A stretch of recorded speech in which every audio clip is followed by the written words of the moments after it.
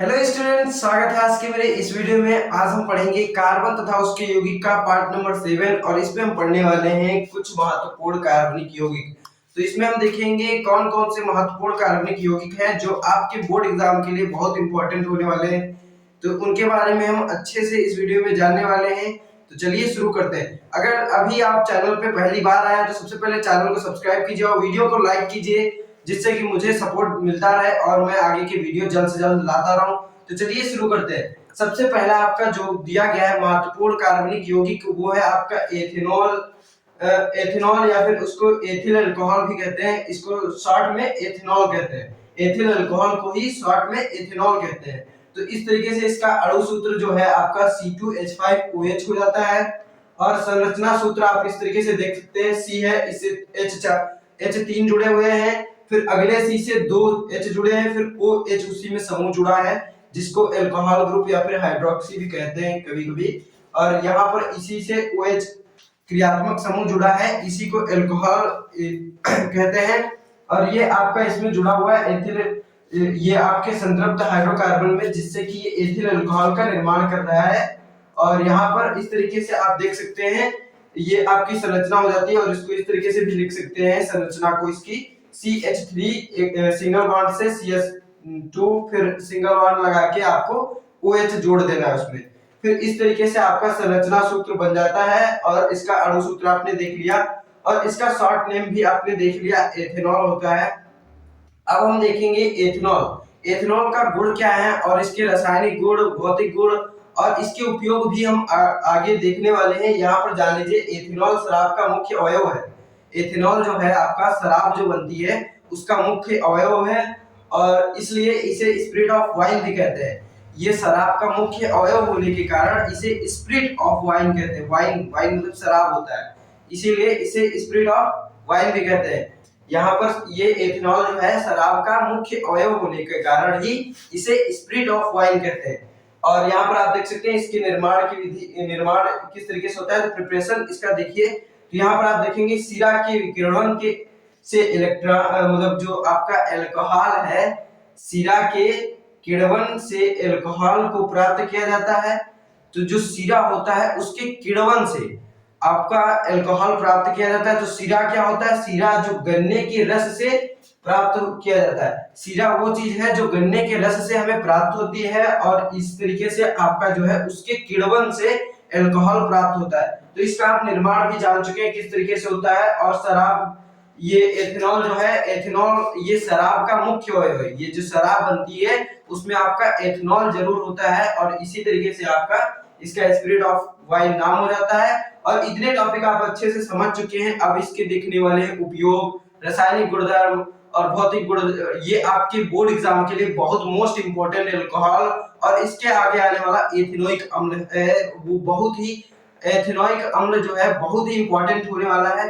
तो वीडियो को अगर अभी तक लाइक नहीं किए तो इतनी देर में आपको वीडियो को लाइक कर लेना चाहिए। तो चलिए शुरू करते हैं वीडियो को लाइक करते हुए। पहले वीडियो को लाइक कीजिए। तो यहाँ पर इस तरीके से हो जाता है। अब शुरू करेंगे इसके भौतिक गुणधर्म।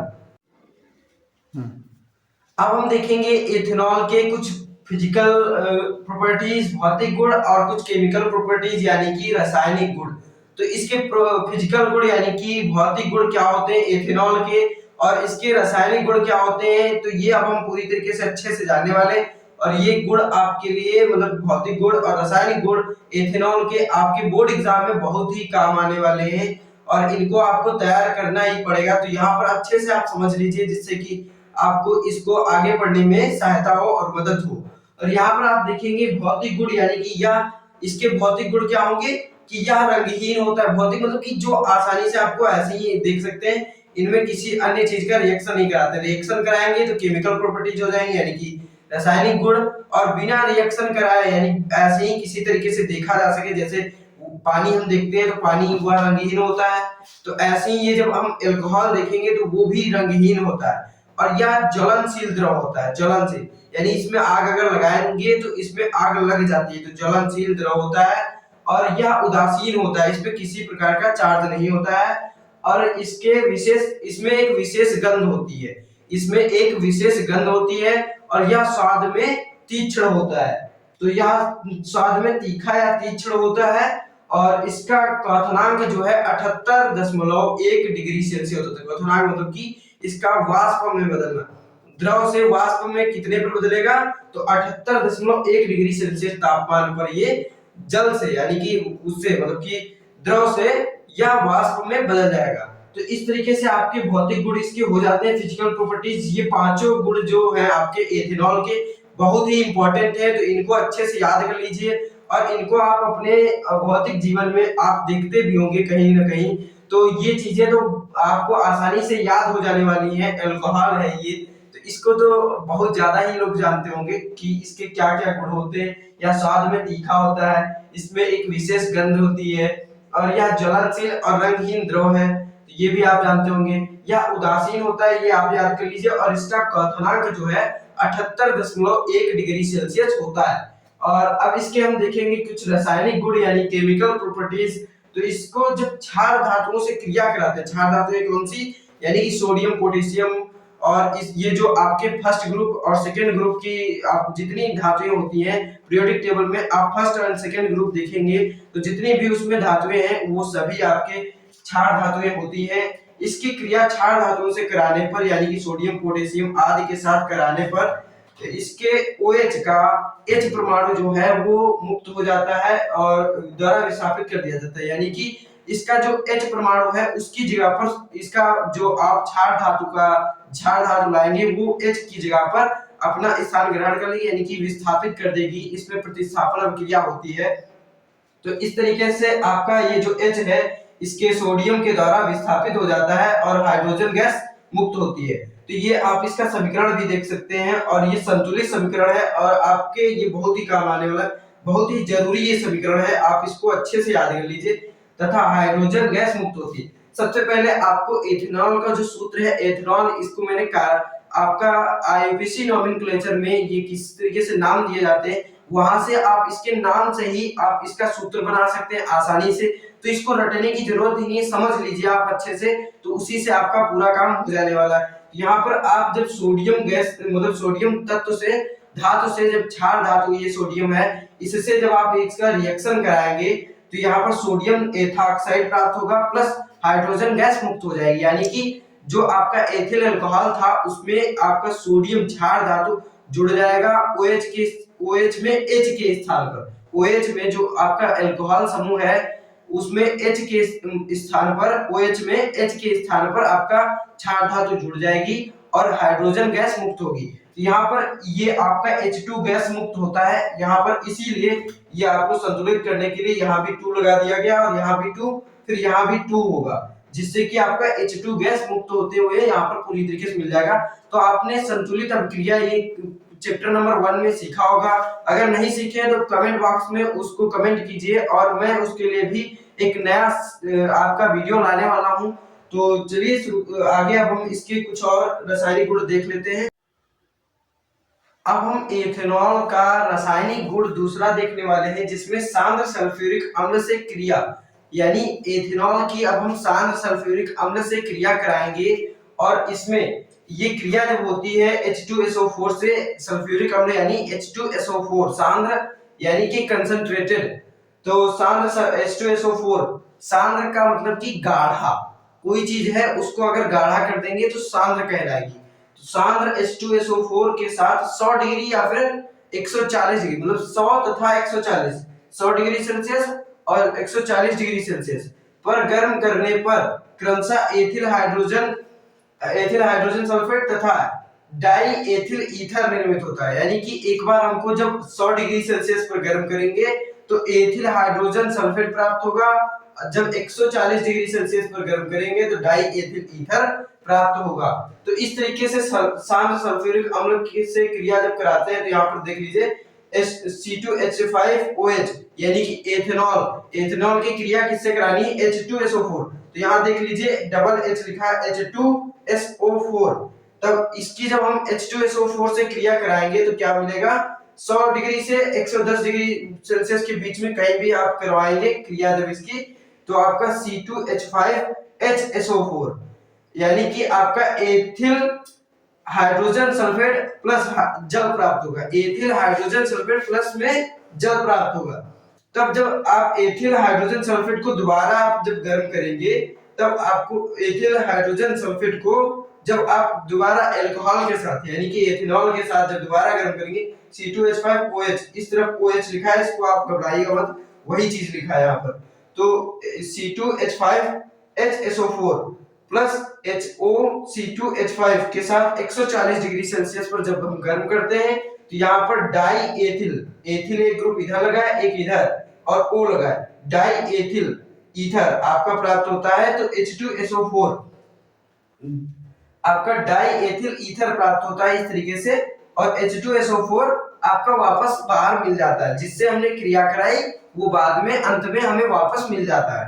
तो इस तरीके से आपकी क्रिया कराने पर यहाँ पर आपका हाइड्रोजन मतलब एथिल हाइड्रोजन सल्फेट प्राप्त होता है, और एक बार में आपका डाई एथिल ईथर प्राप्त होता है। इस तरीके से आपका जो सल्फ्यूरिक अम्ल के साथ जब क्रिया कराते हैं एथेनॉल की, तो इस तरीके से आपका ये आपको गुण कुछ दिखाई देते हैं कि किन किन चीजों को ये उत्पन्न करता है सल्फ्यूरिक अम्ल के साथ इसको क्रिया कराने पर, गर्म करने पर। तो यहाँ पर अब इसके कुछ उपयोग दिए गए हैं एथेनॉल के, एथेनॉल के कुछ उपयोग दिए गए हैं जिसको आप देख लीजिए, बहुत जरूरी है ये।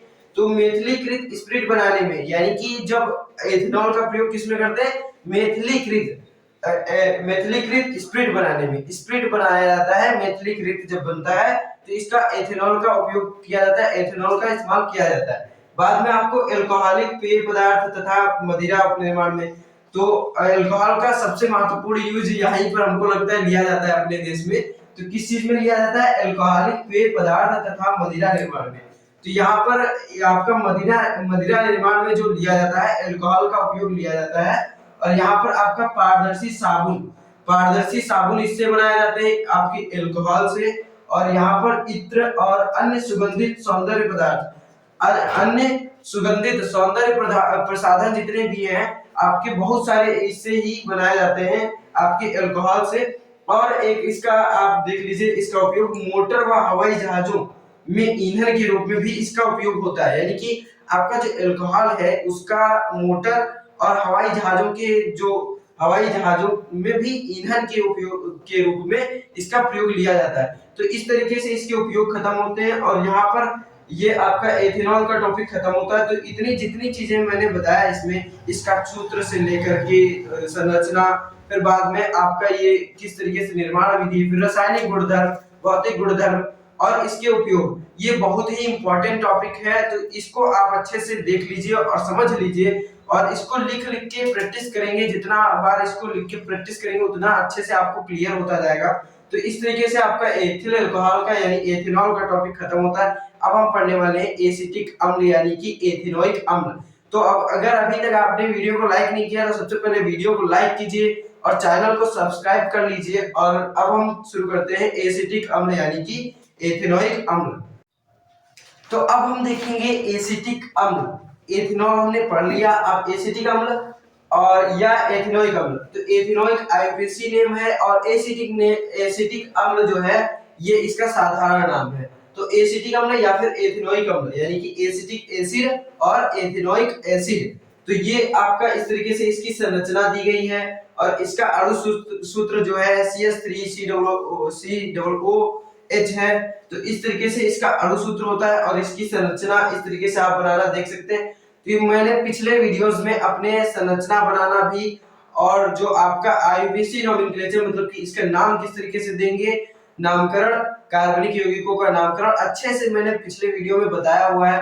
तो अगर अभी तक आपने उन वीडियोस को नहीं देखा है तो सबसे पहले उन वीडियोस को देखिए, जिससे कि यहाँ के टॉपिक आपको अच्छे से समझ में आए और कोई चीज भी रट्टा मारने की जरूरत ना पड़े, अच्छे से याद हो जाए। तो यहाँ पर इस तरीके से आप देख सकते हैं, ये जो एसिटिक अम्ल है एथेनोइक अम्ल, यह खट्टे स्वाद को उत्पन्न करता है, और यह सिरके का मुख्य अवयव होता है, और इसी की उपस्थिति के कारण सिरके का स्वाद जो होता है खट्टा होता है। तो ये क्या है, स्वाद में खट्टा होता है, और ये सिरके का मुख्य अवयव होता है। तो इस तरीके से यहाँ पर इसकी संरचना C से 3 H जुड़े हुए हैं, C फिर H3 है, तो C से 3 हाइड्रोजन परमाणु जुड़े हुए हैं। बाद में फिर आपके दूसरे वाले C से एक ऑक्सीजन डबल बॉन्ड बना के रुका हुआ है, और एक ऑक्सीजन सिंगल बॉन्ड से दूसरे H को जोड़े हुए है। इस तरीके से यहाँ पर एक बंध से O जुड़ा है, फिर एक बंध से O के H जुड़ा है, और यहाँ पर डबल बॉन्ड से O ये वाला जुड़ा है। O जितनी जगह है ऑक्सीजन है, C कार्बन, हाइड्रोजन H है। तो इस तरीके से आपकी इसकी संरचना हो जाती है, और इसके कुछ फिजिकल प्रॉपर्टीज यानी कि भौतिक गुण आप यहाँ पर देख लीजिए। तो यहाँ पर आप देखेंगे सबसे पहला जो है रंगहीन सिरके का, रंगहीन सिरके मतलब रंगहीन होता है, या जो आपका एथेनोइक अम्ल है, एसिटिक अम्ल, या रंगहीन होता है, और सिरके की तीक्ष्ण गंध वाला होता है द्रव है। जो ये है रंगहीन होता है, ये जो सिरका होता है इसमें भी कोई रंग नहीं होता है, जैसे कि आपने एल्कोहल में यानी कि एथेनॉल में देखा, उसमें भी कोई गंध मतलब रंग नहीं होता है, इसमें भी कोई रंग नहीं होता है। रंगहीन सिरके की तीक्ष्ण गंध वाला होता है, मतलब कि ये जो इसकी गंध है वो तीक्ष्ण है, तीखी है, बहुत बेकार टाइप में लगता है, लेकिन ये खाएंगे तो आप बहुत अच्छा लगेगा। फिर यहाँ पर आप देखेंगे यह जल में विलय हो जाता है। ये अगर आप इसको जल में मिलाते हैं तो ये जल में विलित हो जाता है, मिल जाता है अच्छी तरह से। और फिर यहाँ पर आप देख सकते हैं जल से भारी भी होता है। ये जो सिरका आपका विनेगर है, एसिटिक अम्ल, यह जल से भारी होता है, कुछ मात्रा में ये भारी होता है जल से। जल आप 1 लीटर लेंगे, वही 1 लीटर आप अगर इसको सिरके को लीजिए, बाद में इसका वेट यानी कि तौलिए, इसको तौलिए, तब इसका भार कुछ अलग होगा और इसका भार अलग होगा। तो इसका जो भार होगा जल से ज्यादा होगा, यानी पानी से ज्यादा होगा। फिर इसका क्वथनांक जो है 118 डिग्री सेल्सियस होता है, और इसका हिमांक होता है 16.5 डिग्री सेल्सियस। तो यहाँ पर क्वथनांक कितना होगा 118 डिग्री सेल्सियस। और एथेनॉल में आपने देखा था उसका 78.1 था, 78.1 डिग्री सेल्सियस था, और यहाँ पर आप देख रहे हैं 118 डिग्री सेल्सियस। यानी कि ये जब वाष्प में बदलेगा तो 118 डिग्री सेल्सियस तापमान का होना आवश्यक है। और जो एथेनॉल था आपका मतलब कि अल्कोहल, वो आपका 78.1 डिग्री सेल्सियस पर ही वह गैस में बदल जाता है। तो इस तरीके से आपका इसके भौतिक गुण हो जाते हैं। और यहाँ पर अब हम देखेंगे इसके मतलब कि केमिकल प्रॉपर्टीज यानी कि रासायनिक गुणधर्म। तो चलिए शुरू करते हैं। यहाँ पर अब हम एसिटिक अम्ल का रासायनिक गुण देखने वाले हैं, केमिकल प्रॉपर्टीज ऑफ एसिटिक अम्ल, एसिटिक एसिड। तो इस तरीके से यहाँ पर हम अम्लीय गुण इसका देखेंगे। तो जो केमिकल प्रॉपर्टी है इसकी एसिटिक अम्ल की, उसके अम्लीय गुण देखेंगे। इसमें अम्लीय गुण क्या है, जल में एसिटिक अम्ल आयनित होकर H प्लस आयन देता है, जिस कारण यह नीले लिटमस विलेन को लाल कर देता है। यानी कि ये जब हम इसको जल में घोलेंगे एसिटिक अम्ल को, तो ये आयनित होकर के H प्लस आयन देगा, hydrogen plus H plus ion देता है, जिस कारण यह नीले लिटमस को लाल कर देता है। यानी कि उसके विलयन में जब हम इसको नीले लिटमस पेपर को डुबोएंगे तो वो लाल लिटमस पेपर में बदल जाएगा। तो इस तरीके से इसका अम्लीय गुण दिखाता है कि H प्लस आयन देता है। अगर इसको हम जल में घोलते हैं एसिटिक अम्ल को, तो यह H प्लस आयन देता है। और बाद में अब हम इसका देखेंगे स्त्रीकरण। तो इसको जब हम सांद्र सल्फ्यूरिक अम्ल के साथ हम एसिटिक अम्ल को एथेनॉल के साथ क्रिया कराते हैं, तो आपका यहाँ पर प्राप्त होता है CH3COO-C2H5, यानी कि एथिल एसीटेट, एथिल एसीटेट यौगिक प्राप्त होता है, जिसे हम शॉर्ट फॉर्म में एस्टर भी कहते हैं। और प्लस में आपका H2O यानी कि जल प्राप्त होता है। तो ये आपके लिए दोनों जो गुण हैं, रासायनिक गुण है इसके, बहुत ही इंपॉर्टेंट है इसके केमिकल रिएक्शन। और ये शॉर्ट में आपकी यही रिएक्शंस आ जाती हैं और इसको पूरा करना होता है। तो ये आप रिएक्शन जितनी भी मैं कराता जाता हूँ उनको अच्छे से करते रहिए। तो यहाँ पर एक और इसका नियम दिया गया था, जिसको बाइकार्बोनेट के साथ जब इसको एसिटिक अम्ल का हम करवाएंगे रिएक्शन, तो उससे आपका एसिटेट लवण प्राप्त होगा, और प्लस में आपका जल प्राप्त होता है। तो उसको मैं नहीं कराने वाला हूँ, डायरेक्ट अगले पेज पे मैं डायरेक्ट इसके उपयोग कराऊंगा, क्योंकि अभी रात बहुत ज्यादा हो चुकी है और ठंड मुझे बहुत ज्यादा लग रही है। अभी मैं यहाँ पर स्वेटर नहीं पहना हुआ हूँ। तो अब हम डायरेक्ट इसके उपयोग देखने वाले हैं, और बाद में उसको जो रिएक्शन करानी होगी, जब मैं क्वेश्चन कराऊंगा उसके साथ में सब रिएक्शंस को साथ में कराता चलूंगा और अच्छे से समझाता हुआ चलूंगा। तो यहाँ पर अब हम इसके देखेंगे कुछ उपयोग। तो अब हम देखेंगे एसिटिक अम्ल के कुछ उपयोग, और इसके उपयोग हैं प्रयोगशाला में विभिन्न यौगिकों के रूप में किया जाता है। इसका जो एसिटिक अम्ल का उपयोग है तो प्रयोगशाला में विभिन्न यौगिकों के रूप में किया जाता है। ये तो सिंपल सा है, आपको साधारणतया आपको ये याद हो जाएगा। और सिरके के रूप में ये भी आपको याद ही होना चाहिए कि सिरके के रूप में एसिटिक अम्ल का प्रयोग होता है। और दूसरा है रंग, कागज, रेशम के उद्योग में भी इसका उपयोग किया जाता है, यह आप याद कर लीजिए। और इसके लवणों का उपयोग औषधियों में भी होता है, तो औषधियां बनाने में भी इसके लवणों का उपयोग होता है। और कई सारे उपयोग होते हैं इसके, और जो है वो बाद में मैं कभी बता दूंगा। और नहीं तो इतने में आपके जो भी क्वेश्चन आने वाले हैं क्लियर हो जाएंगे। तो यहाँ पर एसिटिक अम्ल के उपयोग और इसके रासायनिक गुण, भौतिक गुण और इसकी संरचना, अणु सूत्र सब क्लियर हो जाता है। यहीं पर अब हम वीडियो को स्थगित करते हैं। रात बहुत ज्यादा हो चुकी है, ठंड बहुत ज्यादा है, और इस समय ठंड ज्यादा पड़ने की वजह से डीएम के ऑर्डर से मेरा स्कूल बंद है, जिस वजह से मैं आपके लिए ये रात में वीडियो बना सक रहा हूँ इस समय। तो वीडियो को सपोर्ट जरूर कीजिए, वीडियो को लाइक कीजिए और चैनल को सब्सक्राइब कीजिए, जिससे कि हमें मोटिवेशन मिलता रहे और आगे के वीडियोस आपके जल्द से जल्द आते रहे। तो चैनल को सब्सक्राइब करिए, मिलते हैं अगले पार्ट में। चलिए, गुड बाय, बाय बाय।